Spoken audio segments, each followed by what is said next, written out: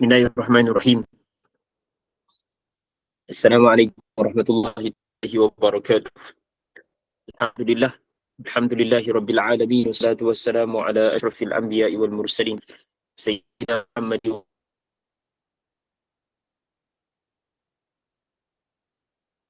wa ala alihi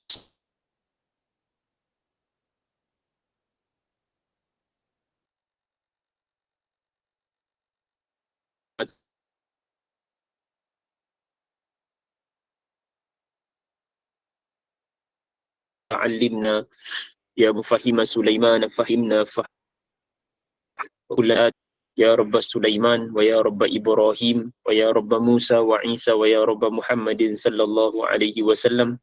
Akhrijna min zulumatil jahdi wan nisyan bi rahmatika ya arhamar rahimin. Allahumma la sahla illa ma ja'altahu sahla walhamdulillahi rabbil alamin. Terlebih dahulu saya mulakan keseluruhan daripada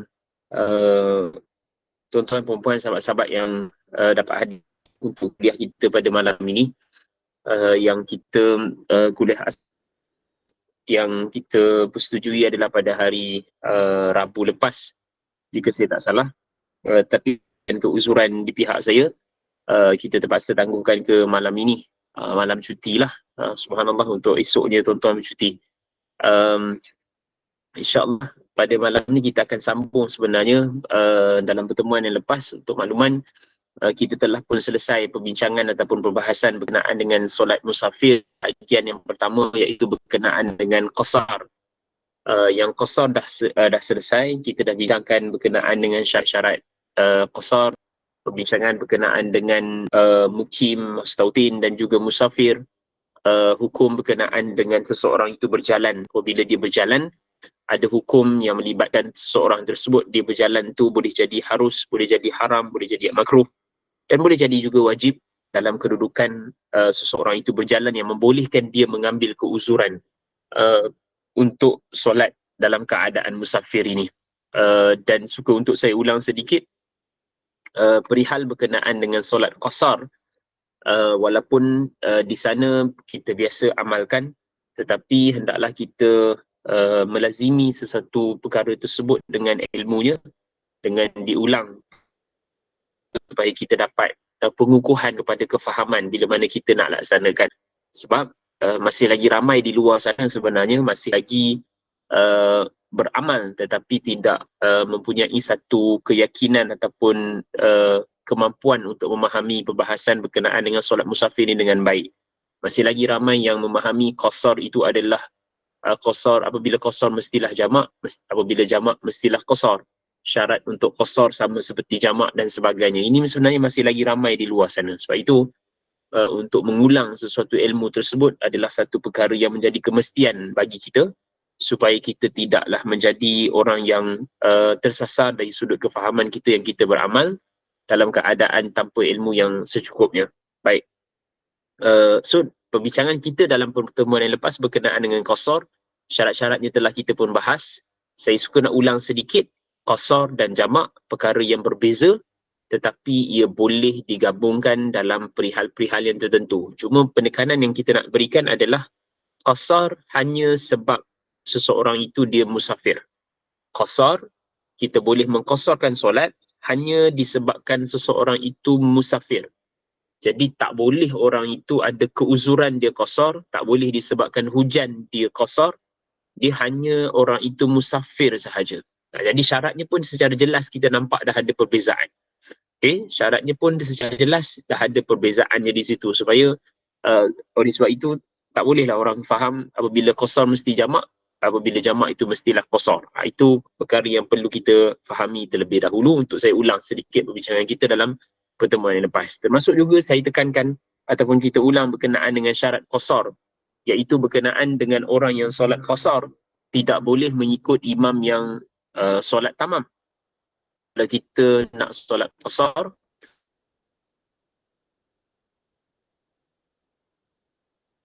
kita singgah di masjid yang orang ataupun jemaah di situ solatnya 4 rakaat yang tamam, kita orang yang sembahyang qasar ataupun untuk menunaikan solat qasar, kita tak boleh ikut imam tersebut kalau kita solat berjemaah. Kalau solat berjemaah, kita hanya boleh ikut imam yang solat qasar je. Maksudnya orang yang musafir, orang yang solat qasar. Tapi kalau imam itu solat 4 rakaat, maka orang yang solat tak boleh ikut imam tersebut, kerana itu merupakan syarat bagi solat qasar. Kita tidak boleh ikut imam yang sebut. Walaupun masuk ke rakaat yang kedua, masuk rakaat yang ketiga, nak habiskan yang keempat sahaja, tetap tak boleh. Sebab imam itu adalah imam yang solatnya tamam. Imam itu bukan imam yang musafir. Ini perlu kita faham dalam kerangka yang kita ulang sedikit berkenaan dengan solat qasar yang kita dah bahas dalam bulan lepas. Baik, pada malam ini kita sambung sedikit perbincangan berkenaan dengan solat musafir ini, berkenaan dengan solat jamak. Okey, perbincangan berkenaan dengan solat jamak. Saya yakin dan percaya bahawa kita semua telah tahu tentang perkara ini. Cuma mungkin ada beberapa perkara yang boleh kita ulang kaji dan juga kita detailkan perbahasannya, supaya kita nampak satu hikmah yang besar apabila Allah Subhanahu Wa Taala mensyariatkan sembahyang qasar dan juga jamak ini, dan bila mana kita laksanakan, kita laksanakan dengan penuh yakin, dan kita boleh bantu kalau sekiranya orang lain tak faham dan sebagainya. Okey, baik. Allahumma salli ala Sayyidina Muhammad. Solat jamak ini sebenarnya satu perbahasan berkenaan dengan solat yang 4 rakaat tersebut boleh solat yang 2 solat waktu, solat fardu boleh digabungkan di dalam satu waktu. Okey, maksudnya kita menghimpunkan, kita menjamakkan 2 waktu solat dalam satu waktu. Jadi bila kita sebut berkenaan dengan jamak ini, walaupun dalam perbahasan ini nanti di belakang ada, saya suka untuk tekankan bahawasanya bila sebut berkenaan dengan jamak ini, dia ada beberapa sebab yang membolehkan kita solat jamak. Okey, yang secara asasnya biasa kita faham berkenaan dengan musafir yang kita dah bahas dalam pertemuan yang lepas. Macam mana perbincangan berkenaan dengan 81 km, apa yang disebutkan sebagai seorang itu musafir, apa maksudnya musafir. Okey, sebab ikutkan musafir, orang yang berjalan tu kita keluar daripada rumah walaupun beberapa kilo sahaja, kita kira musafir. Tapi musafir yang membolehkan ambil keuzuran ni dia tak sama.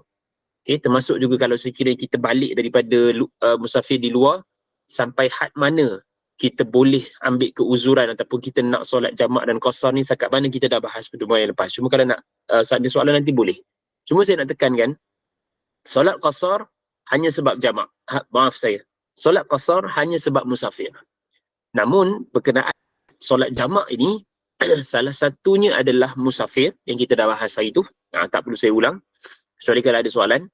Yang kedua, kita boleh jamakkan solat, kita boleh himpunkan solat disebabkan keuzuran. Okay? Walaupun ada perbahasan ulama di situ, tapi saya nak bagi kita dapatkan pencerahan yang secara mudah. Maksudnya yang pertama, kita musafir. Yang kedua, orang itu ataupun seseorang itu yang nak solat jamak disebabkan keuzuran. Keuzuran ni pun perbahasan ni panjang. Sebahagian orang dia faham uzur je sembahyang jamak. Uzur je sembahyang jamak. Dia bukan macam tu. Okey. Contoh yang paling mudah ataupun biasa orang tanya, Allahumma salli ala Sayyidina Muhammad. Kalau di bandar besar sebagai contoh, balik daripada kerja dan sebagainya, ataupun kita sebutkan terkandas dalam jam disebabkan hujan lebat, jam sebagai contoh, maghrib dengan isyak tu, maksudnya tengah jalan tu, isyak maghrib kan waktu disingkat, so terkandas dalam jam, kita nak sembahyang jamak. Sebab apa? Sebab kita uzur. Orang faham macam tu, tak boleh. Dia bukan uzur yang macam tu yang membolehkan orang itu dia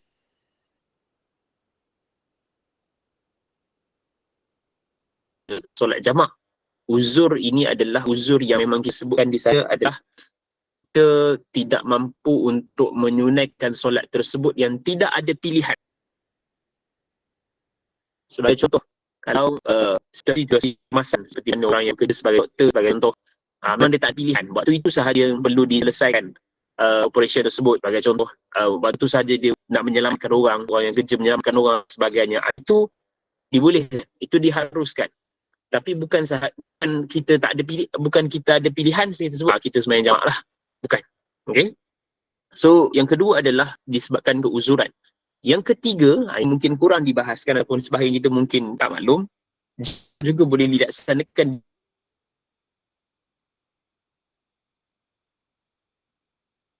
disebabkan hujan. Okay, jamak juga boleh dilaksanakan disebabkan hujan. Saya nak sebelum kita nak ya. Yang kedua disebabkan keuzuran, yang ketiga disebabkan hujan. Hujan ni sebenarnya dalam mazhab Al-Imam Syafi'i rahimahullah, dalam mazhab kita, ulama detailkan macam mana boleh solat jamak sebab hujan. Ni dengar betul-betul, takut salah faham. Hujan ni sebenarnya jamak. Saya ringkaskan syarat dia. Yang pertama,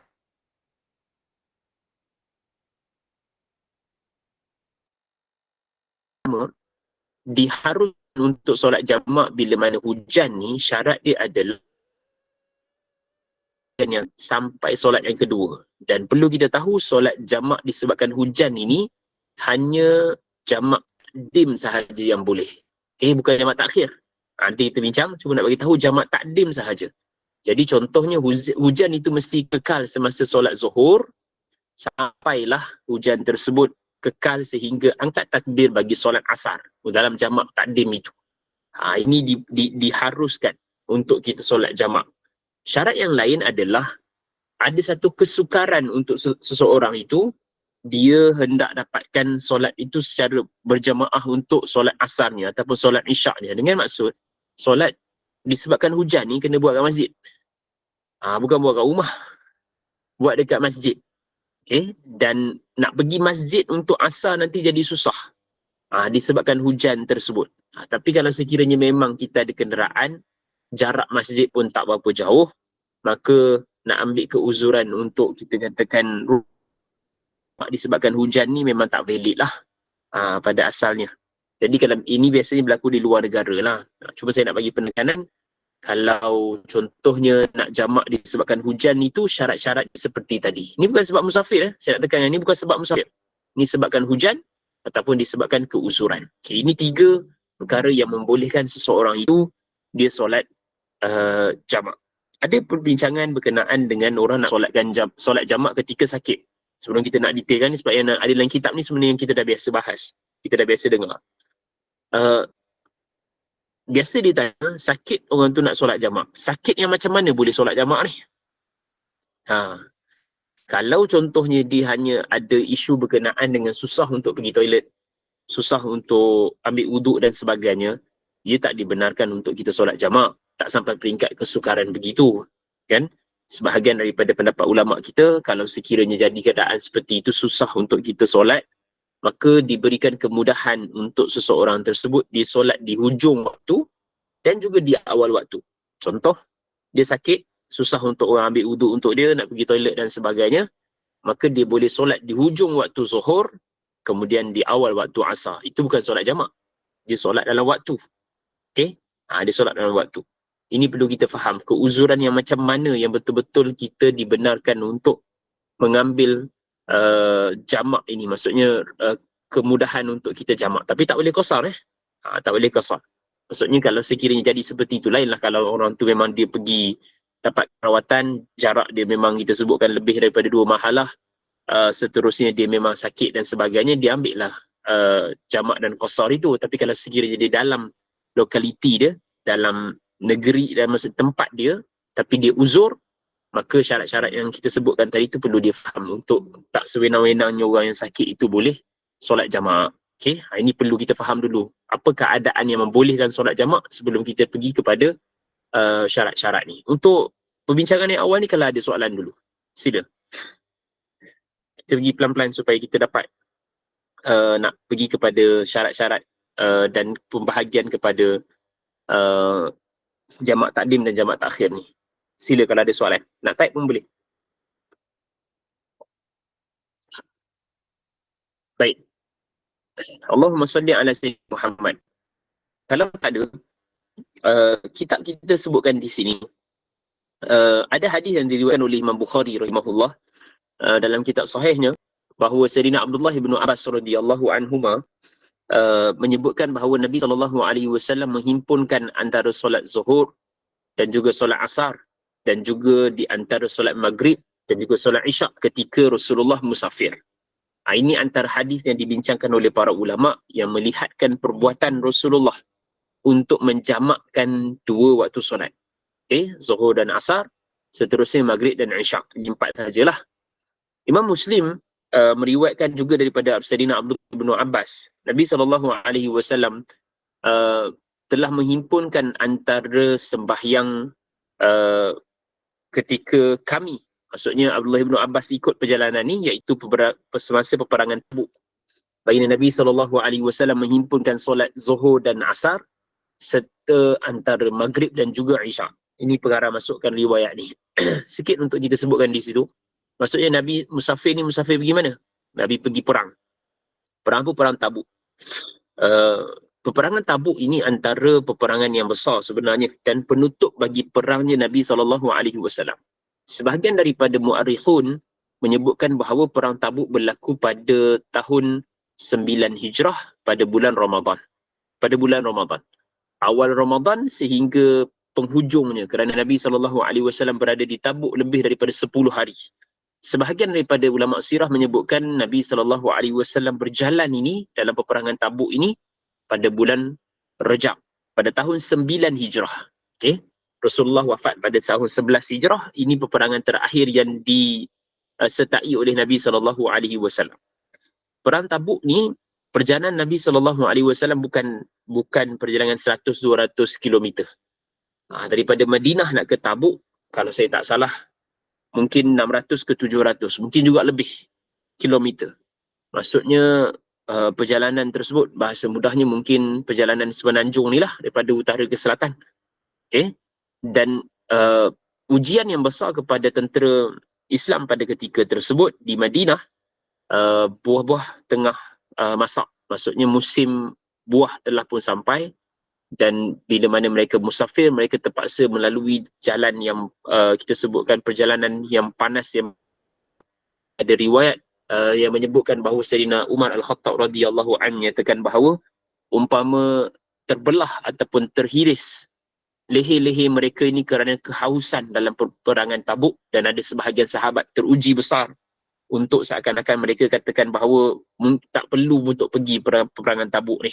Ini satu benda yang susah dalam perjalanan tersebut, dan ini peperangan dengan Rom. Panjanglah sejarah tu. Cuma nak bagi tahu, peperangan Tabuk pada 9 Hijrah ni, sahabat nukilkan riwayat Nabi SAW solat jamak Zuhur dan Asar, seterusnya Maghrib dengan Isya. Nampak perjalanan Rasulullah seperti itu, dan Nabi SAW memperlihatkan kepada umat bahawa ada keuzuran dan bolehnya solat jamak pada keadaan tersebut. Mungkin ada yang persoalkan, ini perjalanan Rasulullah, lalu padang pasir. Kita ada highway, ada surau, ada masjid, ada arena dan sebagainya. So, boleh tak kita tak payah nak sembahyang jamak, kita nak sembahyang tamam sahaja? Tak jadi masalah. Tak jadi masalah. Cuma, kita tak boleh nak mempertikaikan isu relevan tak syariat ni kita nak apply pada zaman ni. Ini maksud saya, ada sebagian orang sebut, maknanya kita sembahyang senang, kita boleh berhenti kat mana-mana masjid dan sebagainya. Tak, kalau sekiranya kita tak nak amalkan pun tak jadi masalah. Tetapi kita tak boleh merendahkan untuk orang yang ambil keuzuran tu. Okay? Mungkin kita sebutkan di tempat kita senang lah, tapi di tempat lain mungkin tak begitu. Tak payah jauh lah kalau kita pergi Allahumma salli ala Sayyidina Muhammad di Sabah dan Sarawak pun tak seperti mana di Semenanjung untuk kemudahan dia. Jadi kita nak bagi tahu bahawa syariat ni pastinya relevan.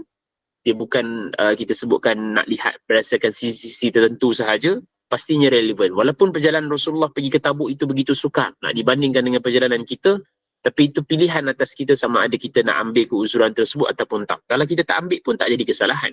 Cuma kita tak boleh merendahkan orang yang tak ambil keuzuran tersebut. Kerana ulama' juga mendetailkan mana lebih afdal, nak sembahyang jamak takdim ke jamak takhir. Itu mendalam lah. Itu pun ada perbahasan ulama'. Cuma kita boleh simpulkan bahawa kalau kita cukup syaratnya kita ambil keuzuran ini, maka itu satu perkara yang dibolehkan. Dan dia memudahkan kita dan rasa syukur kepada Allah Azza wa Jal kerana memudahkan perkara tersebut. Cuba bayangkan kalau tak ada jamak dan qasar ni. Cuba yang sama-sama. Kalau tak ada jamak dan qasar ni, macam mana sembahyang kita kalau musafir dan sebagainya. Itu pun ramai lagi masih lagi mencari helah-helah yang lain supaya bolehnya sembahyang jamak dan qasar sedangkan asalnya tak boleh. Contoh. Okay? Wallahu alam. Sa'id bin Jubair, kata pengarang radhiyallahu an, Aku bertanya kepada Sayyidina Abdullah bin Abbas radhiyallahu anhuma, apakah yang menyebabkan Nabi SAW berbuat demikian? Maksudnya kenapa Nabi gabungkan solat ni dalam peperangan Tabuk ni? Tanya pada Abdullah bin Abbas. Maka Abdullah bin Abbas menjawab, baginda Nabi tidak mahu menyusahkan umatnya. Okey, ini salah satu daripada kebesaran, keistimewaan umat baginda Nabi SAW. Ibadat yang besar ini boleh sahaja digabungkan ataupun kita sebutkan diringkaskan dalam pembahasan berkenaan dengan qasar. Ini salah satu daripada rahmat Allah Subhanahu Wa Taala kepada kita. Okay, itu dari sudut mukadimah bincangan kitabnya. Allahumma salli ala Sayyidina Muhammad. Sembahyang jamak, kata pengarang, terbahagi kepada dua bahagian, iaitu jamak takdim dan juga jamak takhir. Kita sedia maklum. Jamak takdim, kita menunaikan solat yang kedua di dalam waktu pertama. Kita bawa masuk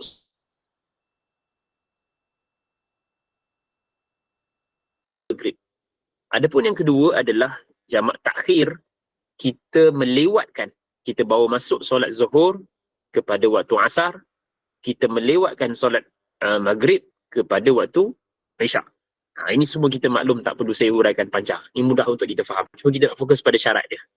Kemudian, pengarang masukkan di situ, Imam Abu Daud dan Imam At-Tirmizi rahimahullah,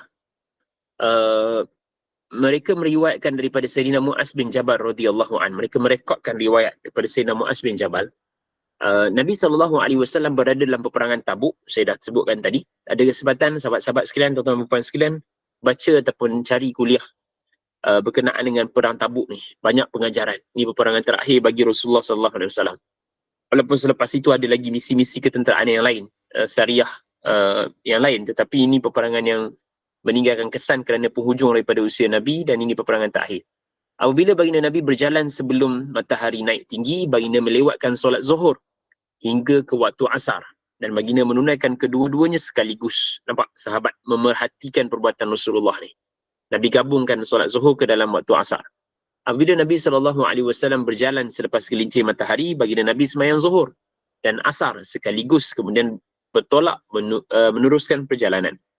Apabila baginda berjalan sebelum maghrib, baginda Nabi melewatkan hingga mendirikannya bersama dengan waktu isyak.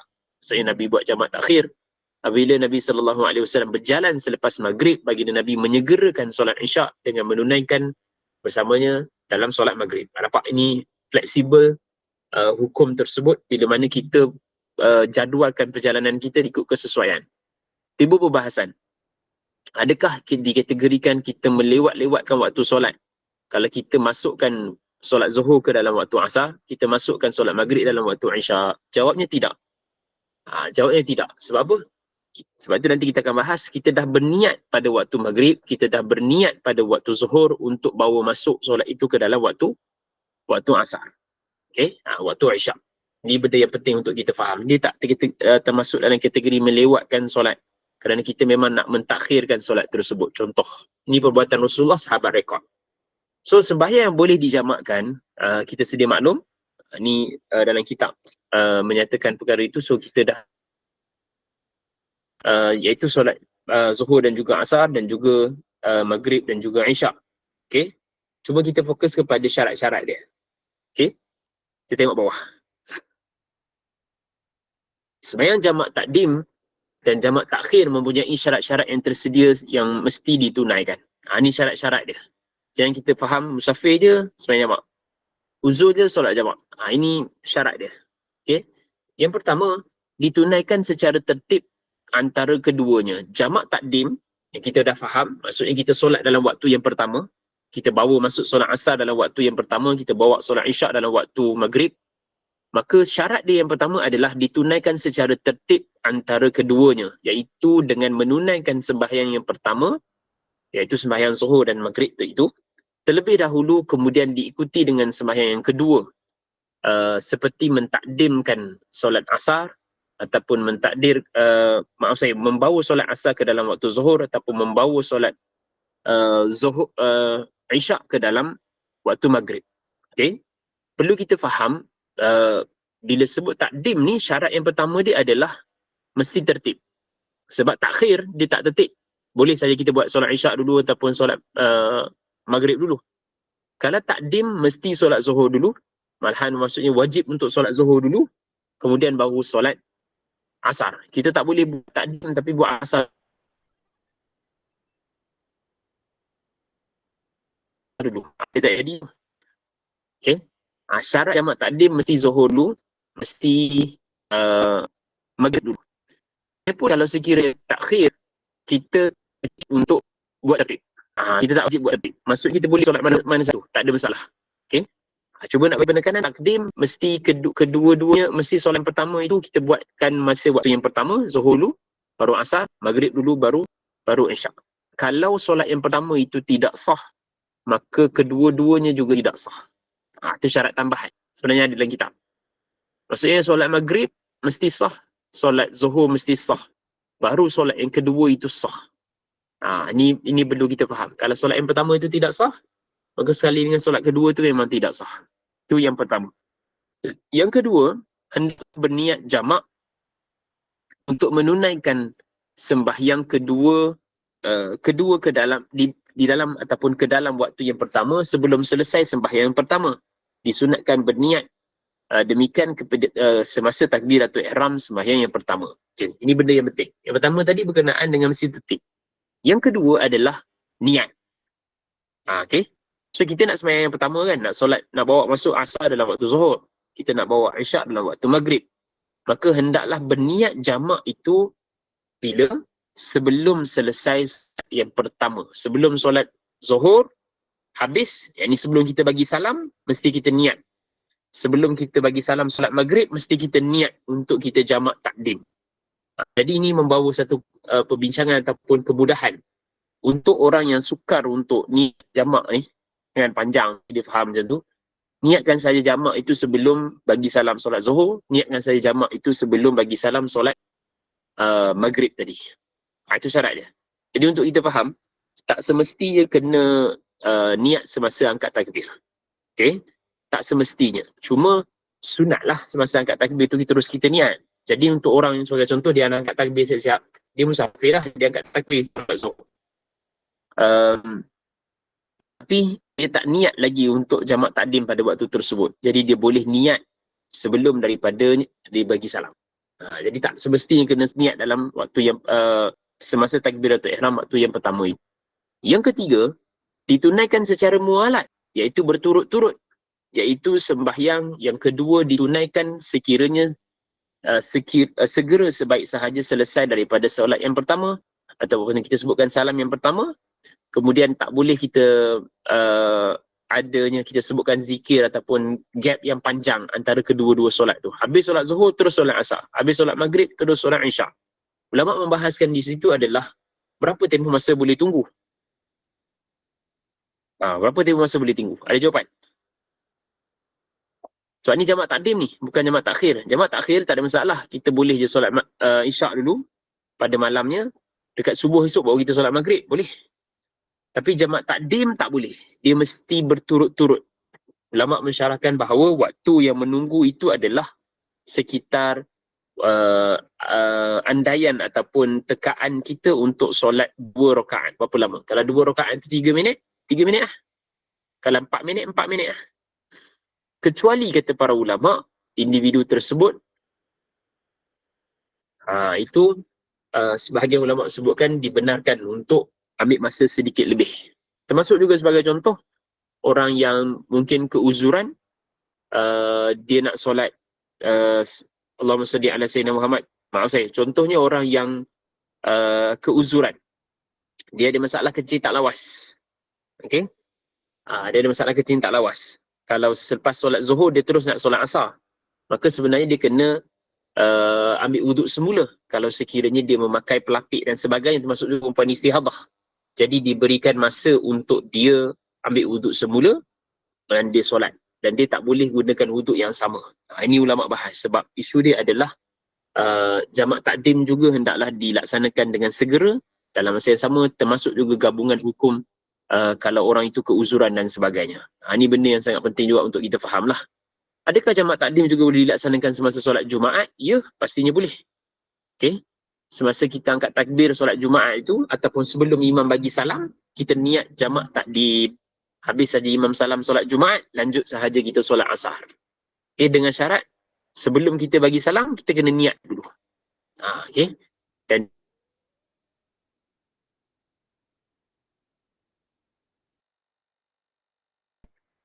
muka surat berikutnya,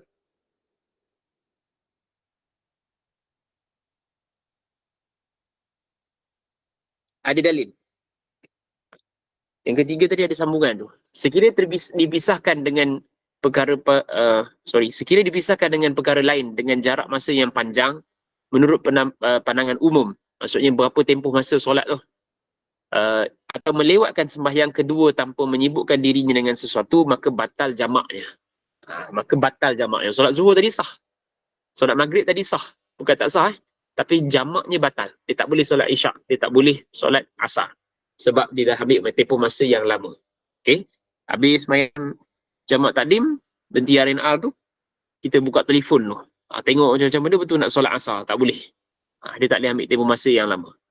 Hadis diriwayatkan Imam Bukhari di bawah daripada Sayyidina Abdullah bin Umar radhiyallahu anhuma, sekali lagi kata beliau, aku telah melihat Nabi SAW apabila baginda hendak musafir dengan segera, baginda melewatkan sembahyang maghrib, lalu baginda menunaikan dengan 3 rakaat hingga baginda memberi salam, kemudian baginda duduk sebentar lalu bangun mendirikan solat isyak 2 rakaat, baginda memberi salam. Nampak? Sahabat rekodkan Nabi duduk sekejap. Itu punca dia. Itu dalilnya. Maksudnya tak boleh ambil masa yang lama. Yang keempat, perjalanannya berterusan sehingga dia berada dalam keadaan sembahyang yang kedua. Ia bermakna sembahyang yang kedua tidak batal sekiranya dia sampai ke balatnya, yakni rumah dia, pekan dia, taman dia, dalam keadaan sembahyang sedang didirikan. Okay? Sembahyang kedua didirikan ketika masih dalam keadaan musafir, walaupun ketika sampai dalam balatnya dia masih lagi dalam keadaan bersembahyang. Maksud di sini adalah, kalau orang tu musafir dan dia solat dalam keadaan dia berjalan, maksudnya kenderaan itu berjalan, jadi jamak takdim ni dia mesti kedua-duanya dilaksanakan dalam waktu sebelum seseorang itu sampai ke tempat dia. Okay? Kalau sekiranya orang tu solat di atas kapal ke, sebagai contoh, train tu akan berhenti di stesen tu dan memang jadi tempat dia, mesti kedua-dua solat tersebut dilaksanakan dalam waktu sebelum dia sampai ke tempat dia. Okay? Sebab syarat dia adalah mesti perjalanan itu berterusan sampai sembahyang yang kedua. Tak boleh dia dah sampai tu dia baru nak solat yang kedua. Maksudnya mesti dalam perjalanan yang berterusan sampai solat yang kedua itu. Itu syarat yang betul kita faham lah. Kalau contohnya orang tu memang naik train, dan train itu akan berhenti di kawasan rumah yang memang dekat dengan dia, jadi dia kena solat sebelum daripada dia sampai. Mesti kekal dalam keadaan kedua-duanya tu masih lagi musafir sampai ke tempat dia. Okay?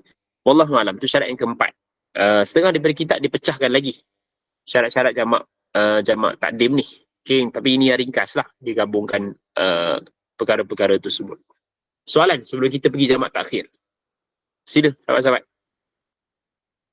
Ustaz, tadi yang kita jamak yang solat Jumaat dengan solat asar tadi, masa kita nak sembahyang Jumaat tu, niat kita niat untuk solat Jumaat ke ataupun niat untuk solat Johor? Solat Jumaat. Oh, solat Jumaat lah. Solat Jumaat. Sebab kita tak boleh niat solat Zuhur. Kalau kita solat Zuhur, kita niat solat Zuhur, kita jadi solat Zuhur lah. Kita tak jadi solat Jumaat. Okay.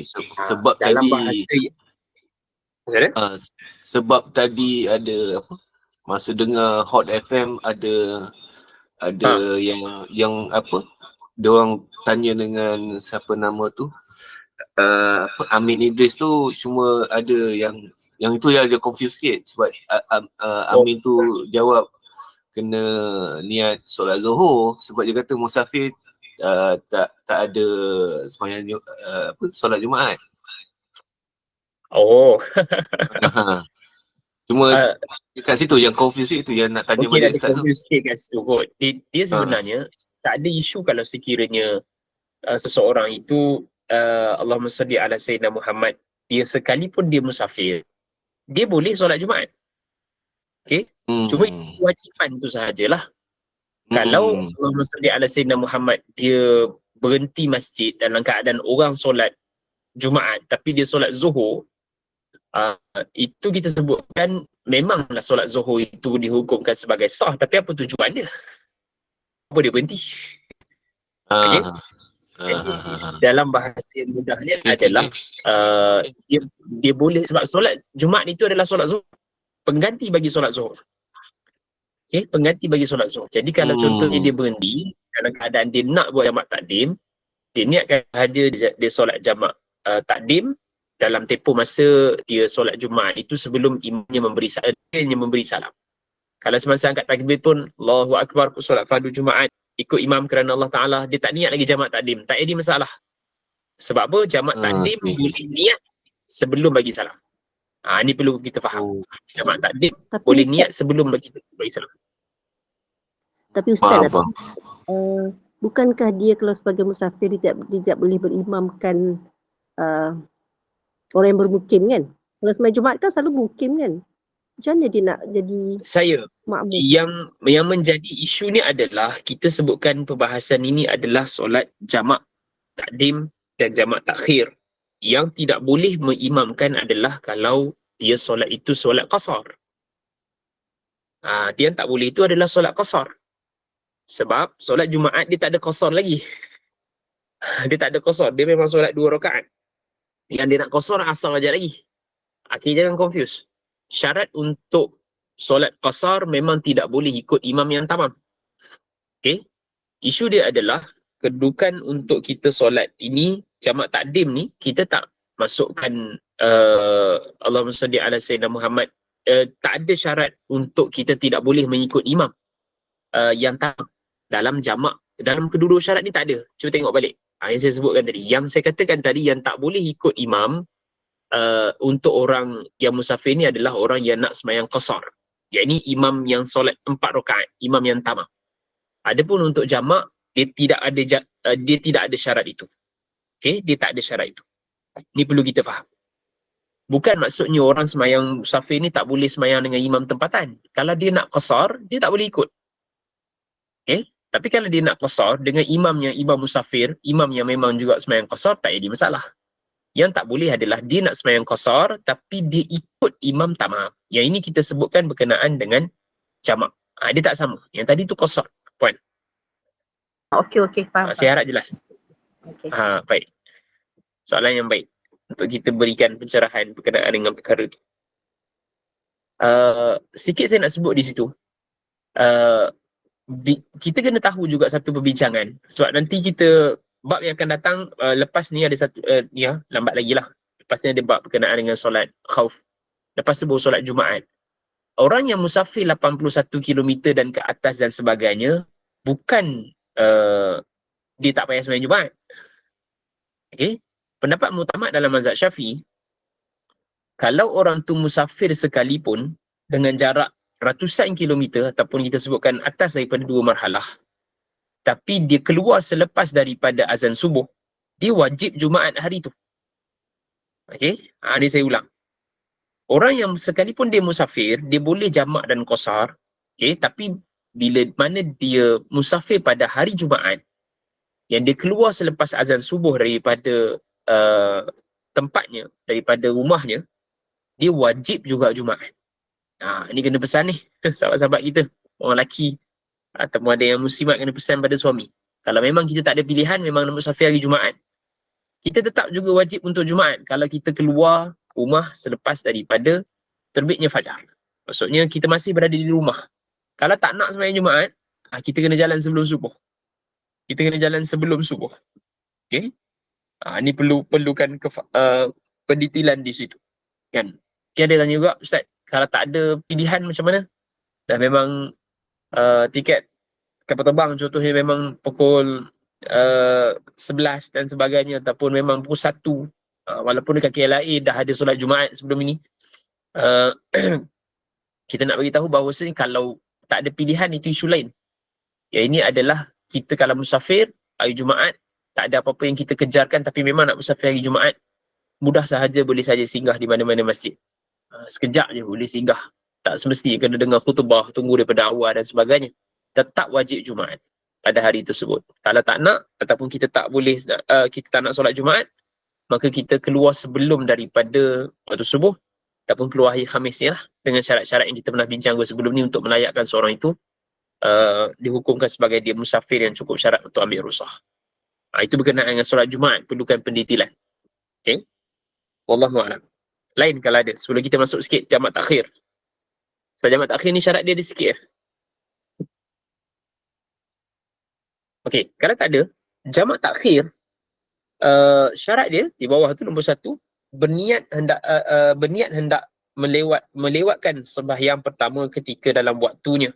Sekiranya waktu zuhur telah masuk dan dia tidak berniat untuk menjamakkan dengan asar, maka dia wajib mendirikan solat secara qada dan dia berdosa disebabkan kelewatan tersebut. Dalam bahasa yang mudah, untuk jamak takhir, kita wajib untuk niat takhir ini dalam waktu zuhur. Kita wajib juga untuk niat takhir ini dalam waktu maghrib. Niat tu bukan maksud kita semayang, tapi kita dah niatkan. Sebab apa kena niat kat situ? Once bila azan sahaja dikumandangkan, kewajipan tu dah sampai kepada kita. Jadi kita nak bawa waktu maghrib ni ke dalam waktu isyak. Kita nak bawa waktu zuhur ni kepada waktu asar. Jadi kita kena niatkan sahaja di situ, aku solat jamak takhir. Macam tu. Mudah sahaja. Apa sahaja bentuk pun boleh. Asalkan kita faham bahawa kita nak membawa waktu zuhur ni kepada waktu asar, kita nak bawa maghrib ini kepada waktu isyak. Okay? Jadi hendaklah kita niat dalam waktu yang pertama. Kalau waktu pertama tu kita tak niat, biar sampai azan asar, jadi kita kena qada zuhur tersebut. Kita tak boleh kita sebutkan ambil hukum jamak itu, kita kena qada sebab kita tak niat. Ini pentingnya niat ni. Lepas tu kita yang musafir, kalau contohnya memang kita plan untuk jamak takhir dekat satu tempat, maka pesan kepada keluarga, azan zuhur je pesan, azan maghrib je pesan, kita jamak takhir, kita niat sekarang. Macam tu. Supaya kita dapat faham, kita akan sampai nanti, kita akan terus jamak takhir dan kita ambil kewajipan untuk syarat-syarat jamak takhir. Tapi kalau contoh kita dah niat jamak takhir, tiba-tiba jalan jam, dengan R&R pula, kita tukar plan, kita jamak takdim lah. Boleh tak jadi masalah kata ulama. Okay?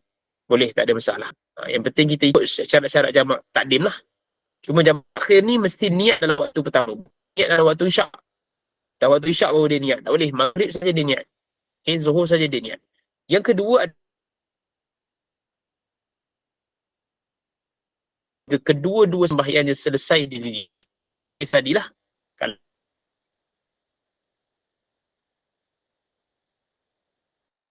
dua-dua solat ni, sebelum dia sampai ke tempat dia, ataupun dia mestilah, niat tu masih kekal. Dia masih musafir. Tengah sembahyang kedua, tiba-tiba dia niat, terus tinggal kat sini lah. Batal lah musafir, nak duduk turun 4 hari, 6 hari, seterusnya. Tak sah untuk solat tu. Jadi dia mesti kekalkan niat dia dalam keadaan dia musafir sampai solat yang kedua itu selesai. Sekiranya dia sampai nampak ni pengarang sebut, sekiranya dia sampai yang ni bermukim sebelum selesai sembahyang, maka sembahyang yang dilewatkan menjadi sembahyang qada. Maksudnya dia mesti kekal dua-dua tu dalam waktu dia musafir. Tak boleh sampailah dalam dekat kawasan dia, tempat yang dia nak tinggal. Di sini tidak disyaratkan tertib antara kedua sembahyang, bahkan boleh memulakan mana-mana sembahyang yang dikehendaki. Maksudnya kita boleh pilih mana satu yang kita nak. Walaupun kita solat dalam waktu isyak, kita boleh mula maghrib dulu. Walaupun kita solat dalam waktu asar, kita boleh mula zuhur dulu. Dia tak menjadi ketetapan. Cuma pengalaman saya lihat sebahagian daripada guru-guru, para alim ulama, sebahagian yang saya lihat sendirilah, amalan mereka adalah mereka solat maghrib dulu, baru solat isyak. Mereka solat zuhur dulu, kemudian baru solat isyak.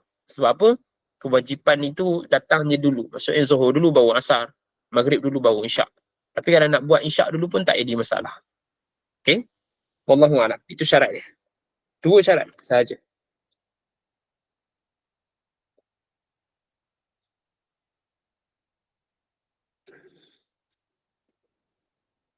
Okey, yang bawah tu, Allahumma salli ala sayyidina Muhammad, dia sebenarnya pendetilan ataupun baru sampailah kepada syarat-syarat ni. Ini saya dah sebut dalam kuliah yang lepas sebenarnya.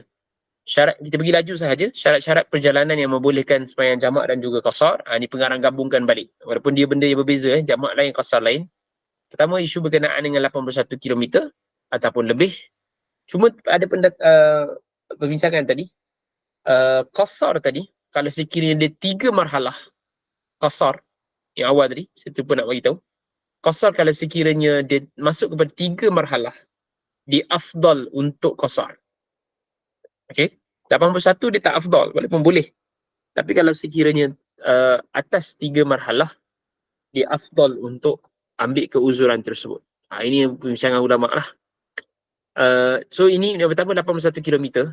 Sekiranya kurang maka dia tidak namakan musafir. 40, 50, 70 tak nama musafir.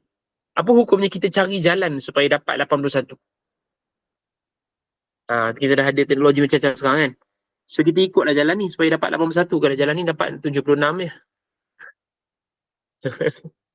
Ada jawapan?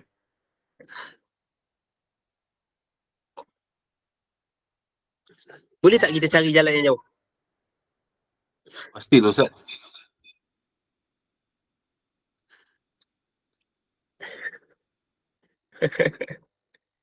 Allahumma salli ala Sayyidina Muhammad.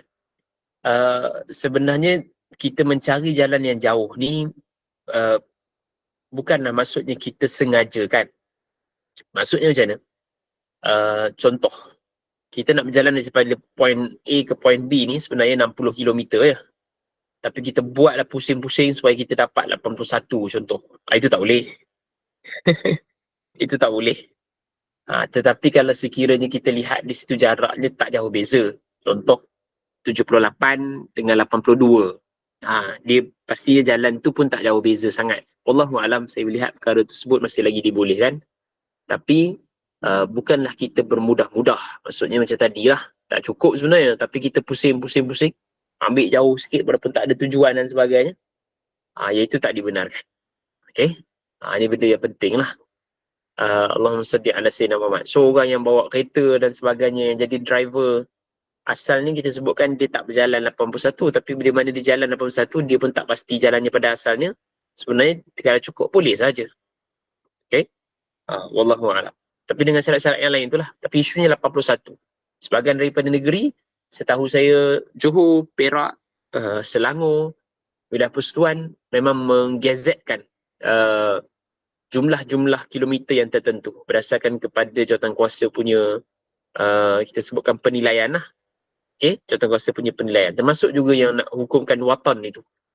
Okey, kalau negeri Perak macam saya sebutkan tadi, radius 11 kilo adalah kita sebutkan kawasan tempat tinggal orang itu. Ataupun kita sebutkan tempat yang tidak dibenarkan untuk solat jamak dan juga qasar. So mesti pergi lebih daripada 11. Ataupun sebelum 11 km, kita kena solat lah. Masuk 11, dah tak boleh. Okay? Kenapa ada perbezaan? Sebab zaman dulu, dikira berdasarkan kepada kampung ataupun bandar tersebut, bangunan yang terakhir. Jadi jarak tu yang jadi perbincangan tu. Kita ada Korea Masjid ni. Kan? Jadi kalau nak lihat, negeri Perak sebenarnya hukumkan 11 km. Yang kita sebutkan, so nak masuk ke rumah kita sebelum 11 km kena sembahyang jamak qasar. Contoh macam tu.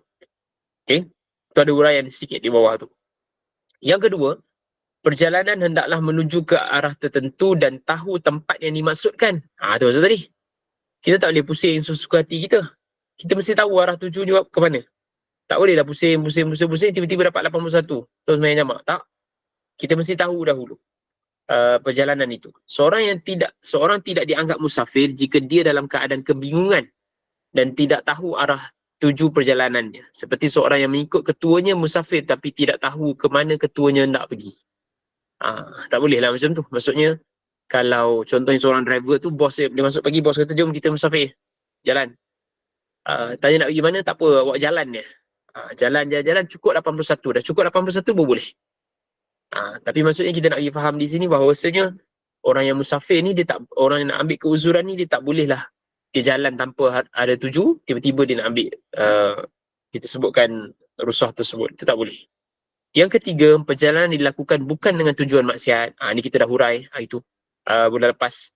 Apa contohnya maksiat, apa yang makruh, apa yang harus, yang haram dan sebagainya. Okey.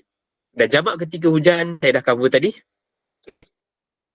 Berkenaan dengan jamak ketika hujan. So kalau sekiranya banjir, boleh tak buat? Kalau banjir boleh tak buat jamak ketika hujan? Kena ikut pada syarat lah. Di USIM, sebahagian daripada guru-guru kita dah siap dah pun setahu saya. Subhanallah, buat fiqh berkenaan dengan banjir. Fiqh berkenaan dengan banjir. Wallahu alam, perlu lihatlah secara lebih mendalam adakah boleh untuk jamak takdim, jamak ketika hujan ni pada ketika musim banjir, kena ada pendetilan di situ. Okey. Wallahu alam, sebab sebahagiannya tak ada pun kita solatkan itu di masjid. Dalam sekiranya tak ada apa-apa keuzuran pun, buat apa kita nak ambil? Kan? Wallahu alam. Ada soalan lain? Ustaz, tadi yang mengikut apa ni Majlis Agama Islam Perak yang mengatakan balat tu, jarak balat tu 11 km. Maknanya kalau kita dekat sini kena untuk lagi selamat kita kira 11 km jugalah kan, tak ikut yang Kariah Masjid, sebab Kariah Masjid sebelah-sebelah je. Kalau Bukit Indah, Taman Kosas tu dah Kariah Hall. Taman Kosas dah Kariah lain dah. Betul. Wallahu a'lam. Semak balik, adakah negeri Selangor keluarkan jarak itu? Saya rasa macam ada. Tapi kalau nak ikut negeri Perak pun tak ada masalah, sebab itu ada dalil yang jelas. Kiraan para alim ulama kita, jarak Nabi SAW ambil keuzuran tersebut. Ada pendetilan, nanti saya share. Cuma itu adalah jalan yang lebih selamat lah. Tak bolehlah terlampau dekat. Contoh kalau sekiranya Ampang tu, saya rasa kalau 11 kilo tu last pun kalau mungkin kalau sebelah bandar mungkin KLCC kan. Kalau daripada ni mungkin lastnya mungkin di Tol Gombak, contoh Batu Cave kan. Lebih kurang. Dia tak boleh terlampau hampir lah, sebab kita nak hukumkan kita masih lagi musafir kan, kita masih lagi musafir walaupun tidak diafikan. Sebahagian daripada para ulama pun menyebutkan bahawa dari sudut kiraannya kiraan taman kita kan. Contoh kalau sekiranya kita Bukit Indah, so kalau sekiranya taman di depan-depan sana tu bukan dikira. Tapi wallahu alam, saya ambil jalan yang kita sebutkan langkah berhati-hati dengan seperti mana telah ada yang fatwa yang sebutkan, itu lebih tepat lah. Ya, okey. Maklum Ustaz. Malam. Ada soalan lain?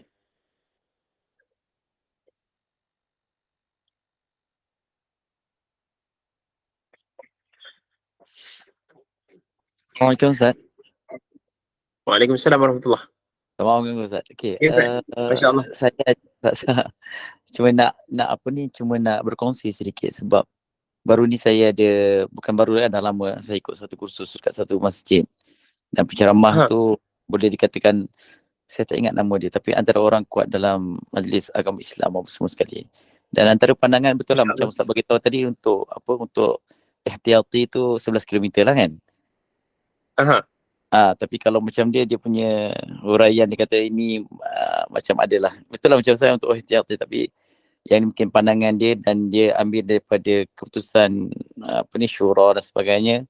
Dia kata kalau katalah kita ni Bukit Indah, kalau katalah kita masih lagi dekat Kosas tu boleh jamak lagi lah, dia kata tak ada masalah. Itu yang dia katakan. Pandangan tu macam saya fikir, boleh juga macam tu. Boleh ke? Dia kata kan, kita boleh, tak ada masalah selagi kita belum berada di kawasan yang namanya Bukit Indah tu. Dia kata tak ada masalah lah. Jadi kalau saya tahu Ustaz punya ihtiyati tu lebih bagus lah kalau 11 km, betul. Tapi kalau ada orang yang nak pakai yang macam tu, macam mana Ustaz? Allahumma salli ala sayyidina Muhammad. Satu benda yang perlu kita faham, tujuan fatwa adalah untuk menjadi rujukan, khususnya bagi orang awam yang memerlukan, kita sebutkan satu justifikasi hukum lah, supaya mudah diikuti dan ia dikeluarkan oleh, kita sebutkan, badan-badan yang berautoriti. Jadi untuk orang awam sebenarnya yang paling terbaik adalah mereka mengikut mazhab mufti mereka. Okey, tanpa kita menafikan bahawasanya memang ada pendapat ataupun kita sebutkan hukum-hukum yang memang bukanlah bertentangan, tetapi sebenarnya hukum yang sedikit berbeza dengan fatwa-fatwa yang telah dikeluarkan. Ini perlu kita faham. Sebagai contoh, Allahumma salli ala sayyidina Muhammad. Penentuan 11 kilo tu, ni saya sempat untuk nakalkan daripada apa yang telah dikeluarkan oleh Jawatankuasa Fatwa Negeri Perak sendiri. Antara yang dikira adalah sebenarnya Nabi SAW memulakan solat qasar baginda daripada Zulhulaifah ketika musafir baginda daripada Madinah ke Mekah. Jarak di antara Madinah dan juga Zulhulaifah bukanlah jarak dua mahalah, tetapi di dalam perbincangan fiqh ia merupakan jarak permulaan dibenarkan untuk qasar. Nampak? Ada petunjuk daripada hadis untuk menunjukkan dekat mana Nabi mulakan solat itu. Bukan dua mahalah, tapi Nabi buat itu di satu tempat. Jadi ulama tengok tempat tu dekat mana. So dikira tempat itu berapa jaraknya daripada tempat di Madinah. Maksudnya ke Zulaifah dan sebagainya. Contoh lah, ini contoh. Jadi kita nak sebutkan di sini, adakah mestinya 11 kilo? Fatwa sebutkan situ supaya adanya rujukan. Cuma saya nak lihat, kalau kita tak boleh nak sebutkan perkara itu salah, sebab juga memang ada pendapat-pendapat yang lain. Cuma tujuan fatwa adalah untuk memudahkan umat, khususnya orang awam, untuk mengikut hukum tersebut. Ini yang sebutkan, saya lebih cenderung untuk jarak itu tidaklah terlampau dekat. Kalau sekiranya Kosas nak masuk ke Bukit Indah, bagi saya terlampau dekat lah, walaupun Korea itu berbeza. Sebab apa ada guru-guru sebut macam tu? Isu dia adalah Korea ataupun Balat dahulu, kawasan dia satu gugusan hujung di tempat bandar tu, hujung bangunan yang terakhir, keluar saja di situ dah kira dia keluar daripada kawasan dia. Itu perbezaan. Wallahualam, itu yang boleh saya komen. Untuk kita sebagai orang awam, saya lebih cenderung untuk kita ikut kepada fatwa lah supaya mudah. Wallahualam, itu boleh semak dengan guru kita yang lain. Terima kasih Ustaz.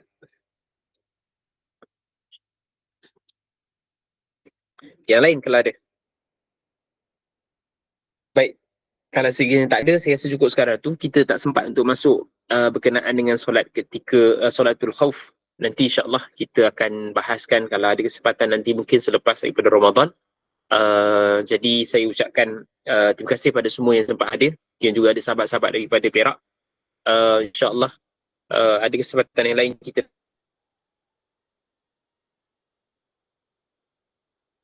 dapat bertemu.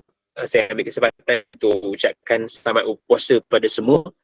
Kita gunakan baki masa Syakban kita yang ada ini untuk kita bersihkan diri dengan banyak istighfar, baca Quran. Kita lah mulakan amalan-amalan sunnah itu lebih awal, dan kita berharap supaya Ramadan kita tahun ini lebih berkualiti. Kita renungkan semula apa kekurangan kita dalam Ramadan yang lepas. Sebahagian daripada ulama menyebutkan bahawa kekurangan dalam Ramadan pastinya dia berkesan kepada Rejab dan juga Syakbannya. Maksudnya Rejab dan Syakban itu tidak dimanfaatkan, maka dia memberikan kesan kepada Ramadan. Tapi disebabkan ia telah pun berlalu, kita ambil sahaja peluang yang ada pada ketika ini. Sebahagian daripada ulama juga menganjurkan untuk kita Allahumma salli ala sayyidina Muhammad, untuk keseluruhan daripada amalan Ramadan itu sebenarnya diperkasakan sebelum daripada waktu. Maksudnya pada ketika ini, satu benda yang salah adalah orang sebut bulan Ramadan adalah bulan baca Quran, bulan Ramadan adalah bulan sedekah. Dia bukan salah, tetapi dia kurang tepat. Kerana apa? Amalan tu pun kita buat dalam bulan lain, kita buat sekarang dan sebelum ini. Yang lebih tepat adalah Ramadan adalah memperbanyakkan sedekah, memperbanyakkan solat sunat, memperbanyakkan baca Quran. Kalau kita faham bulan Ramadan adalah bulan Quran, sebab tu ramai orang bila Ramadan saja baca Quran, belum. Sebagai contoh, itu benda yang perlu kita koreksikan bersamalah. So mudah-mudahan Allah Ta'ala rezeki yang kita untuk masuk ke dalam Ramadan tahun ini dan memberikan kesan yang besar kepada jiwa kita. Kita dapat menyudahkan puasa dengan terbaik. Allah Ta'ala beri kekuatan untuk kita bangun malam dan sebagainya, menghabiskan Quran, duduk dalam majlis-majlis yang baik. Allah Ta'ala tutup pintu-pintu keburukan, khususnya dalam bulan Ramadan ini, untuk supaya tidak merosakkan puasa kita dan amalan kita, dan kita menjadi orang yang selayaknya untuk berhari raya nanti. Mudah-mudahan Allah Subhanahu Wa Ta'ala berkati kita semua. Terima kasih atas perhatian dan masa tuan-tuan. Kita tangguh dengan tasbih kafarah. Subhanakallah.